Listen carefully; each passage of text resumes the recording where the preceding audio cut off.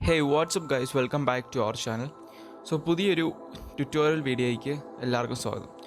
ഇന്ന് നമ്മൾ ഫോട്ടോഷോപ്പിൻ്റെയും പ്രീമിയർ പ്രോയുടെയും ഒരു ട്യൂട്ടോറിയലാണ് ചെയ്യാൻ പോകുന്നത്.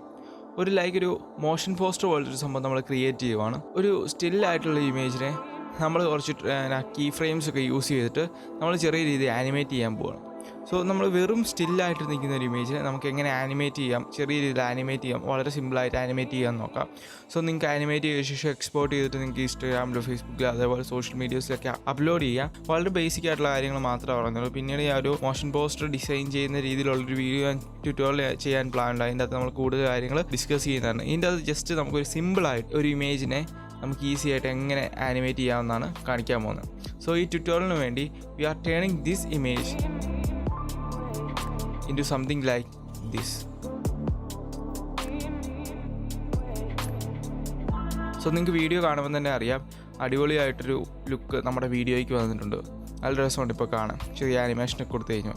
ഇത് നമുക്ക് ഫോട്ടോഷോപ്പിലും പ്രീമിയർ പ്രോയിലും ചെയ്യാൻ പറ്റുമെന്ന് നോക്കാം.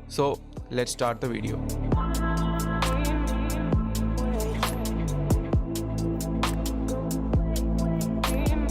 ഞാനിപ്പോൾ ഫോട്ടോഷോപ്പിലാണ് വന്നിട്ടുള്ളത്. ഞാനിത് പെക്സലിൽ നിന്ന് ഡൗൺലോഡ് ചെയ്തൊരു ഇമേജാണ്. ഫസ്റ്റ് ഓഫ് ഓൾ നമ്മൾ എന്താ ചെയ്യുന്നതെന്ന് വെച്ചാൽ ഈ ബാക്ക്ഗ്രൗണ്ടും അതേപോലെ തന്നെ നമുക്ക് നമ്മുടെ സബ്ജക്റ്റും നമുക്ക് സെപ്പറേറ്റ് ചെയ്തെടുക്കണം.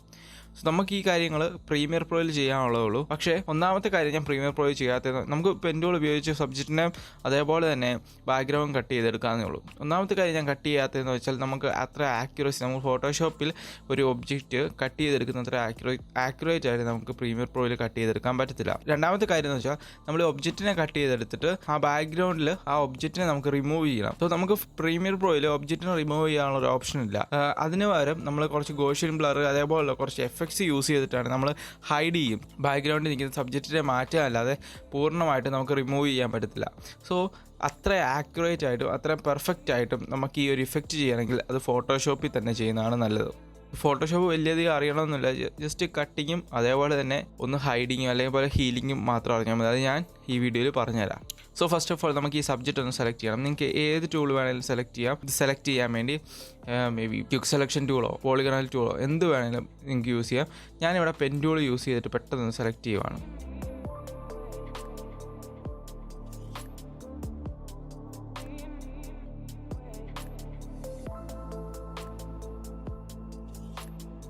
ഞാൻ ഏകദേശമൊക്കെ സെലക്ട് ചെയ്തിട്ടുണ്ട്. വലിയ ആക്യുറേറ്റ് ആയിട്ടൊന്നും അല്ല സെലക്ട് ചെയ്ത്, നമുക്കൊരു ആവശ്യമില്ല. എന്നിട്ട് ഞാൻ റൈറ്റ് ക്ലിക്ക് ചെയ്തിട്ട് മേക്ക് സെലക്ഷൻ കൊടുക്കുവാണ്. അതിന് ഞാൻ ഒരു 5 to 6 ഒക്കെ കൊടുക്കുവാണ്. നമുക്ക് അറ്റം കുറച്ച് സ്മൂത്ത് ആയിട്ടുണ്ടായാലും കുഴപ്പമില്ല. ഞാൻ ഒരു 6 ഫെദർ കൊടുത്തിട്ട് ഓക്കെ അടിക്കുകയാണ്.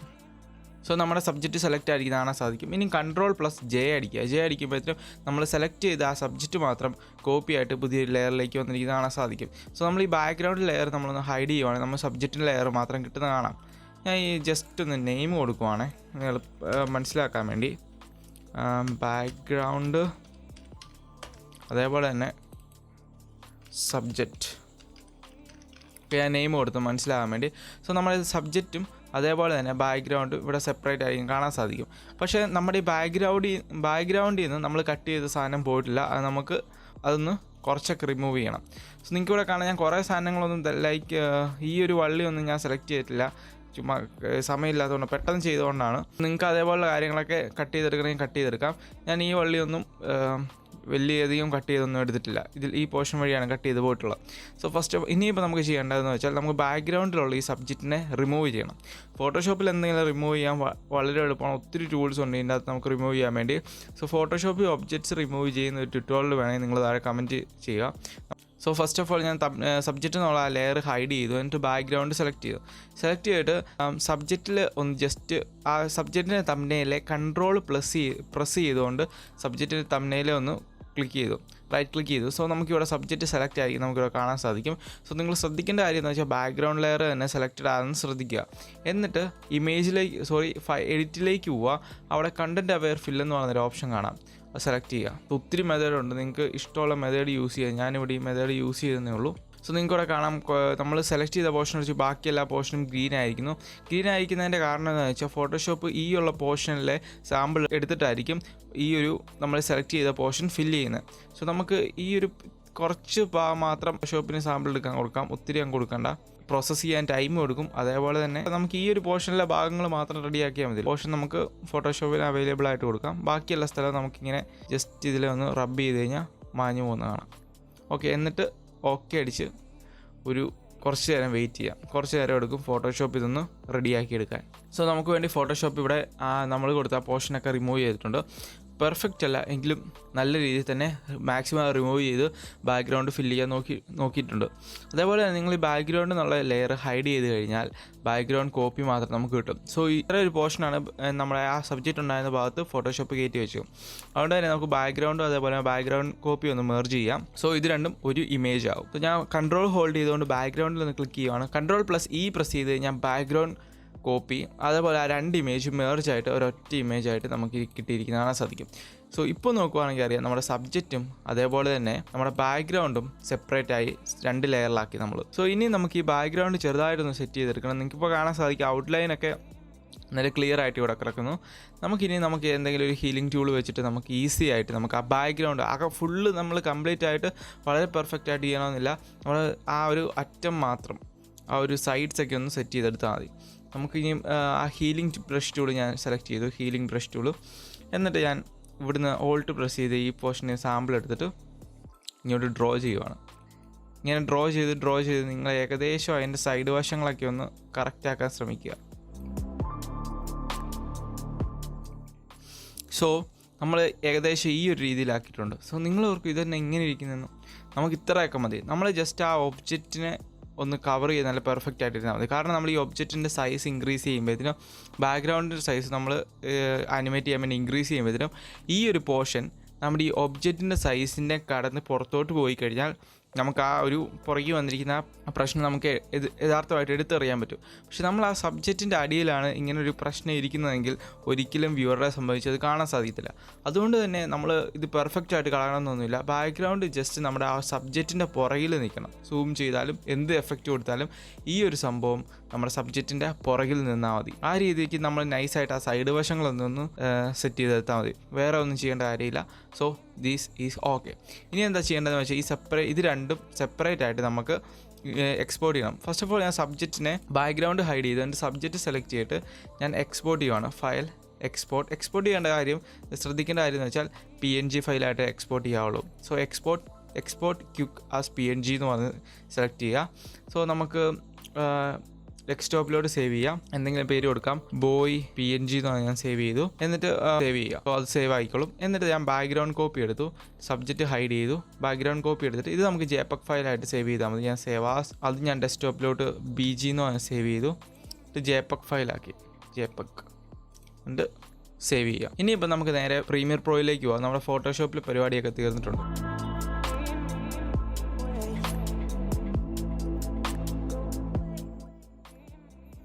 So welcome back guys. നമ്മൾ സെപ്പറേറ്റ് ചെയ്ത് വെച്ച 2 ലെയേഴ്സ്, 2 ഇമേജസ്, ആ ബോയുടെ ഇമേജും അതേപോലെ തന്നെ ബാക്ക്ഗ്രൗണ്ട് ഇമേജും നമുക്ക് പ്രീമിയർ പ്രോയിലേക്ക് ഇമ്പോർട്ട് ചെയ്യാം. സോ നിങ്ങൾക്ക് ഇവിടെ കാണാം നമ്മൾ ബാക്ക്ഗ്രൗണ്ട് JPEGും അതേപോലെ തന്നെ PNG ഇമേജും ഇങ്ങോട്ട് ഇമ്പോർട്ട് ചെയ്തു. ഇനിയിപ്പം ഇതെന്ന് വെച്ചാൽ ഞാൻ ഒരു പെക്സലിൽ നിന്ന് ഡൗൺലോഡ് ചെയ്യാൻ നിങ്ങൾ ആദ്യം പറഞ്ഞായിരുന്നു. ഇതിൻ്റെ പ്രോപ്പർട്ടീസ് നോക്കുകയാണെങ്കിൽ ഇത് വലിയൊരു ഇമേജാണ്. ഇമേജ് സൈസ് എന്ന് പറയുന്നത് 5184x3456 വലിയൊരു ഇമേജാണ്. സോ നമുക്ക് ഇത്രയും വലിയ ഇമേജിൻ്റെ ആവശ്യമില്ല. നമുക്ക് 1080p റെസൊല്യൂഷനുള്ളൊരു ക്യാൻവാസ് മതി. സോ നമുക്ക് ക്രിയേറ്റ് ചെയ്യാം സിമ്പിളായിട്ട്. ഞാൻ ഇവിടെ അതിന് വേണ്ടി ഒരു സോൾഡ് ലെയർ ക്രിയേറ്റ് ചെയ്യാം. ന്യൂ ഐറ്റം കളർ മാറ്റ് സെലക്ട് ചെയ്തു. 1920x1080 ആണ് ഞാൻ ഇവിടെ കൊടുത്തിട്ടുള്ളത്. എന്നിട്ട് ഓക്കെ പ്രസ് ചെയ്യുക. എൻ്റെ ഏതിലൊക്കെ ഒരു കളർ സെലക്ട് ചെയ്യുക. ഓക്കെ. സോ അത് നേരെ ഡ്രാഗ് ചെയ്ത് നമ്മൾ ടൈം ലൈനിലേക്ക് കൊണ്ടിട്ടു. സോ നമ്മൾ ടൈം ലൈനിലേക്ക് എന്താണോ ആദ്യം കൊണ്ടിട്ടുന്നത്, ഏത് വീഡിയോ ആണോ ആ വീഡിയോയുടെ പ്രോപ്പർട്ടിക്ക് അനുസരിച്ചായിരിക്കും ടൈം ലൈൻ സെറ്റ് ആകുന്നത്. ഇനിയിപ്പോൾ ഞാനിത് ഡിലീറ്റ് ചെയ്യുവാണ്. ഇനിയിപ്പോൾ നമുക്കതിൻ്റെ ആവശ്യമില്ല കളർ മാറ്റിൻ്റെ. ഫസ്റ്റ് ഓഫ് ഓൾ ഞാൻ ആ ബാക്ക്ഗ്രൗണ്ട് ഇമേജ് നമ്മുടെ ടൈം ലൈനിലേക്ക് ഡ്രാഗ് ചെയ്തുകൊണ്ടിട്ട് സോ നല്ല രീതിയിൽ സൂംഡ് ആണ്. കാരണം നിങ്ങൾക്കറിയാം ഒരു വലിയ ഇമേജാണത്, വലിയ സൈസിലുള്ളത്. സോ ഞാനത് എഫക്ട്സ് കൺട്രോളിലേക്ക് പോയ ശേഷം അതിൻ്റെ സ്കെയിൽ ഞാൻ ഡിക്രീസ് ചെയ്യുവാണ് എൻ്റെ ആവശ്യത്തിന് അനുസരിച്ച്. So this is okay. 38 okay ആയിട്ട് വർക്ക് ചെയ്യുന്നുണ്ട്. അതേപോലെ നിങ്ങൾ ഈ സ്കെയിൽ ഓർത്തിരിക്കുക. നമ്മളെ ആ PNG ഇമേജിനും നമുക്ക് ഇതേ സ്കെയിൽ വേണം യൂസ് ചെയ്യാൻ, എങ്കിലേ കറക്റ്റായിട്ട് ഫിറ്റ് ആയിട്ടിരിക്കത്തുള്ളൂ. സോ നമ്മുടെ PNG ഇമേജ് ഞാൻ ഇങ്ങോട്ട് ഡ്രാഗ് ചെയ്തുകൊണ്ടിട്ടു. സോ അതിൻ്റെ എഫക്ട്സ് കൺട്രോളിലേക്ക് പോയിട്ട് സ്കെയിൽ നമ്മൾ കുറച്ച് മുമ്പ് കൊടുത്ത് തന്നെ കൊടുക്കുക 38. സോ 2 ഇമേജ് നല്ല ഫിറ്റായിട്ട് അടിപൊളിയായിട്ടിരിപ്പുണ്ട്. സോ നിങ്ങൾ 1080p റെസൊല്യൂഷനാണ് യൂസ് ചെയ്യുന്നതെങ്കിൽ അതിനേക്കാളും കുറച്ചുകൂടെ റെസൊല്യൂഷൻ കൂടിയ ഇമേജ് സെലക്ട് ചെയ്യാൻ നോക്കുക. സോ നമുക്ക് ആ സൂം ചെയ്താലും അതിൻ്റെ ക്ലാരിറ്റി അത്രയും നഷ്ടപ്പെടത്തില്ല. അതുകൊണ്ട് തന്നെ നമുക്ക് ആനിമേഷനൊക്കെ ക്രിയേറ്റ് ചെയ്യുമ്പോൾ ഇതിന് ഒരു ക്വാളിറ്റിയുടെ പ്രശ്നം നമുക്കവിടെ ഫീൽ ചെയ്യത്തില്ല. അതുകൊണ്ട് തന്നെ നിങ്ങൾ ഏത് റെസൊല്യൂഷനിലാണ് എടുക്കുന്നത് അതിനേക്കാളും കുറച്ച് മുമ്പേ നിൽക്കുന്ന ഒരു റെസൊല്യൂഷനുള്ളൊരു ഫോട്ടോ എടുക്കാൻ ശ്രമിക്കുക. ഇപ്പോൾ 4K ഫോട്ടോസൊക്കെ നമുക്ക് ഡൗൺലോഡ് ചെയ്യാൻ അവൈലബിൾ ആയിട്ട് കിട്ടുമല്ലോ, അതൊക്കെ യൂസ് ചെയ്യുക. എന്ന് വെച്ചാൽ യൂസ് ചെയ്തില്ലെങ്കിൽ നമുക്ക് വലിയ പ്രശ്നങ്ങളൊന്നും വരുന്നില്ല, ചെറിയ രീതിയിലുള്ള ഡിഫറൻസ് വരുന്നതേ ഉള്ളൂ. ഞാൻ ജസ്റ്റ് ഒന്ന് പറഞ്ഞതേ ഉള്ളൂ. ഇനിയിപ്പോൾ നമുക്ക് ആനിമേറ്റ് ചെയ്യാം. നമുക്ക് ഫസ്റ്റ് ഓഫ് ഓൾ ബോയ് ഒന്ന് ജസ്റ്റ് ഒന്ന് സൈസ് കൂട്ടാം. സൈസ് കൂടുന്ന രീതിയിലുള്ള ആനിമേറ്റ് ചെയ്യാം. So first of all first സൈഡിലേക്ക് പോയിട്ട് കംപ്ലീറ്റ്ലി കീ ഫ്രെയിം ആകട്ടോ. സിമ്പിളായിട്ടുള്ള കീ ഫ്രെയിമും കാര്യങ്ങളും മാത്രമേ നമ്മൾ യൂസ് ചെയ്യുന്നുള്ളൂ. ബോയിയുടെ ഫസ്റ്റ് സൈഡിലേക്ക് പോയി നമ്മൾ സ്കെയിലിൻ്റെ അവിടെ ഒരു കീ ഫ്രെയിം സെറ്റ് ചെയ്ത് കുറച്ച് ഫ്രണ്ടിലേക്ക് വന്നു. നമുക്കൊരു കീ ഫ്രെയിം 38 അല്ലേ, നമുക്കൊരു 42 ആക്കാം. 42 ആയിട്ട് സെറ്റ് ചെയ്തു. നമുക്ക് ഈ കീ ഫ്രെയിം ഏറ്റവും അറ്റത്ത് കൊണ്ട് വെക്കാം. 38 സ്കെയിലിൽ നിന്ന് 42 സ്കെയിലിലേക്ക് വരുന്ന ഒരു ചെറിയൊരു എഫക്റ്റ് നമുക്ക് കിട്ടിയിട്ടുണ്ട്. ഞാൻ നിങ്ങളെ ജസ്റ്റ് ഒന്ന് പ്ലേ ചെയ്ത് കാണിക്കാം.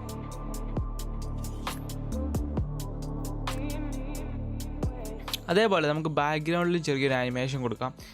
സൂം ആകുന്നത് പോലെ നമുക്ക് സ്കെയിൽ ഇപ്പം നമ്മൾ ആ ബോയിൽ കൊടുത്ത പോലെ തന്നെ നമുക്ക് ആ ഒരു ബാക്ക്ഗ്രൗണ്ടിലും കൊടുക്കാം. അതിനുവേണ്ടി നമുക്ക് ബാക്ക്ഗ്രൗണ്ട് സെലക്ട് ചെയ്തു ശേഷം സ്കെയിലിൽ നമ്മളൊരു 38 പ്രസ് ചെയ്തു. നമുക്ക് കുറച്ചുകൂടെ എക്സ്ട്രാ കൊടുക്കാം. മുമ്പേ നമ്മൾ ആ സബ്ജക്റ്റിന് 42 ആണ് കൊടുത്തത്. നമുക്കിവിടെ ബാക്ക്ഗ്രൗണ്ടിൽ ഒരു 43 കൊടുക്കാം. Press okay. എന്നിട്ട് ഞാൻ ആ കീ ഫ്രെയിം ഏറ്റവും അറ്റത്ത് കൊണ്ടുവച്ചു. So you will get an effect like this. എന്നിട്ട് ഞാൻ നിങ്ങളെ ജസ്റ്റ് ഇതൊന്ന് പ്ലേ ചെയ്ത് കാണിക്കാം.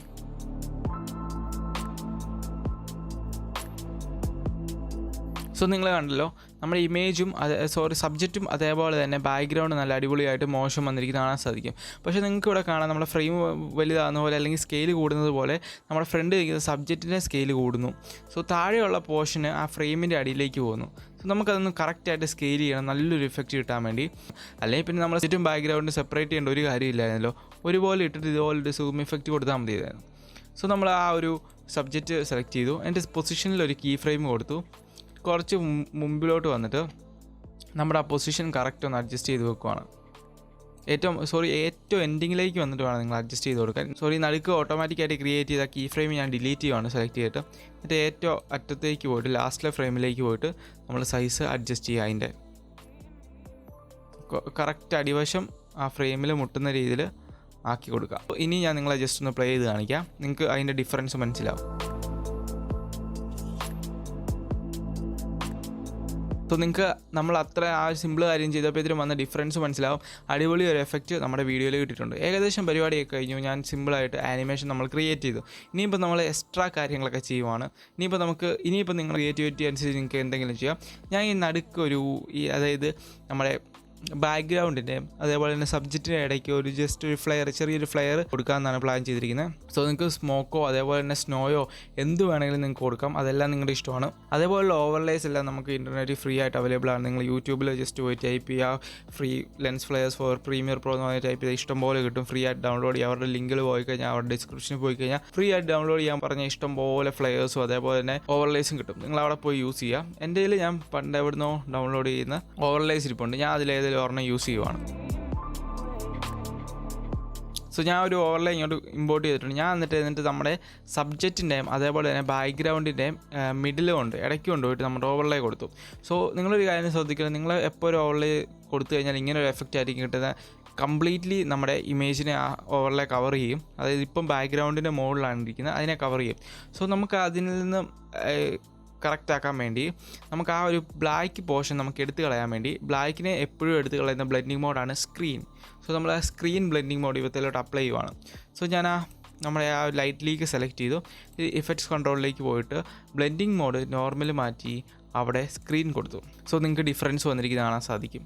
കണ്ടോ, ആ ബാക്ക്ഗ്രൗണ്ട് ബ്ലാക്ക് എല്ലാം പോയിട്ട് അടിപൊളിയായിട്ട് അത് പ്ലേ ചെയ്യുന്നത് കാണാൻ സാധിക്കും. സോ ഞാൻ ആ വേണ്ടാത്ത പോർഷൻ ഒന്ന് cut ചെയ്തെടുക്കുവാണ്. Length കറക്റ്റാക്കി. Okay,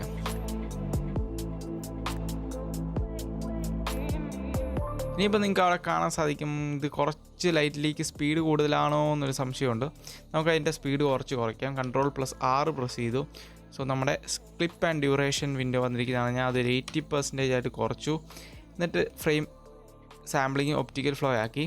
and press okay. Frame sampling എന്തിനാ ഒപ്റ്റിക്കൽ ഫ്ലോ ആക്കിയത് നിങ്ങൾ ചോദിച്ചു കഴിഞ്ഞാൽ we have a whole complete video on that. Link ഞാൻ താഴെ ഡിസ്ക്രിപ്ഷനിൽ കൊടുത്തേക്കാം, അല്ലെങ്കിൽ ഞാൻ മുകളിൽ കാർഡ് കൊടുത്തേക്കാം. You can go and watch it from there. Okay, ഞാൻ ഡിലീറ്റ് ചെയ്തു. ആൻഡ് ക്യൂരീസ്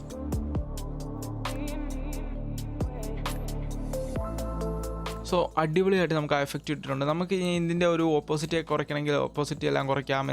വേറെ എന്തെങ്കിലും പ്രോപ്പർട്ടി ഇത് ലെൻസ് ഫ്ലെയറും അതേപോലെ ലൈറ്റിലേക്കും നിങ്ങൾക്ക് സൂം ആക്കണമെങ്കിൽ സൂം ആക്കാം. നിങ്ങൾക്ക് ഇഷ്ടമുള്ള രീതിയിൽ ചെയ്യാം. സോ ഞാൻ അതിൻ്റെ ഓപ്പോസിറ്റ് ഇച്ചിരി കുറയ്ക്കുകയാണ്. എനിക്ക് അത്രയും ഓപ്പോസിറ്റ് ആവശ്യമില്ല. ഞാൻ ഒരു 75% ആയിട്ട് ആ ഓപ്പോസിറ്റ് ഡിക്രീസ് ചെയ്യുകയാണ് നമ്മുടെ ലൈറ്റ് ലീക്കിൻ്റെ. അതേപോലെ തന്നെ ഞാൻ പറഞ്ഞ പോലെ തന്നെ ഇഷ്ടംപോലെ എഫക്ട്സ് കൊടുക്കാം. നിങ്ങൾക്കിപ്പോൾ ഒരു ലെൻസ് ഫ്ലെയർ കൊടുക്കണമെങ്കിൽ അടിപൊളിയായിരിക്കും. നിങ്ങൾക്ക് ലെൻസ് ഫ്ലെയർ കൊടുക്കാം. അതേപോലെ എന്ത് എഫക്റ്റ് വേണമെങ്കിലും നിങ്ങൾക്ക് കൊടുക്കാം. ഇത്രയേ ഉള്ളൂ. വളരെ സിമ്പിളായിട്ട് നമുക്ക് ഫോട്ടോഷോപ്പും അതേപോലെ തന്നെ പ്രീമിയർ പ്രോ ഉപയോഗിച്ച് നമുക്ക് നല്ലൊരു ആനിമേഷൻ ക്രിയേറ്റ് ചെയ്യാൻ പറ്റും. നമ്മുടെ ഫോട്ടോയെ ഒരു സ്റ്റില്ലായിട്ട് നിൽക്കുന്ന ഫോട്ടോയെ നമുക്ക് ലൈഫ് കൊടുക്കാൻ പറ്റും. സോ ഇനിയും നമുക്ക് കുറേ കാര്യങ്ങൾ ചെയ്യാൻ പറ്റും. നമുക്ക് ഒരു ചെറിയ 3D look, basic 3D look കൊടുക്കാൻ പറ്റും. അങ്ങനെ കുറേ കാര്യങ്ങൾ നമുക്ക് ചെയ്യാൻ പറ്റും. സോ അതെല്ലാം ഞാൻ പറഞ്ഞല്ലോ, നമ്മളൊരു മോഷൻ പോസ്റ്റർ ഡിസൈനിങ്ങിൻ്റെ വീഡിയോ ചെയ്യാൻ പ്ലാൻ ചെയ്തിട്ടുണ്ട്. ആ വീഡിയോയിൽ എക്സ്പ്ലെയിൻ ചെയ്യുന്നതായിരിക്കും. സോ ഇന്നത്തെ വീഡിയോ നിങ്ങൾക്ക് ഹെൽപ്ഫുൾ ആയെന്നായിരുന്നു. And guys, thank you for watching this video. See you guys on my next one.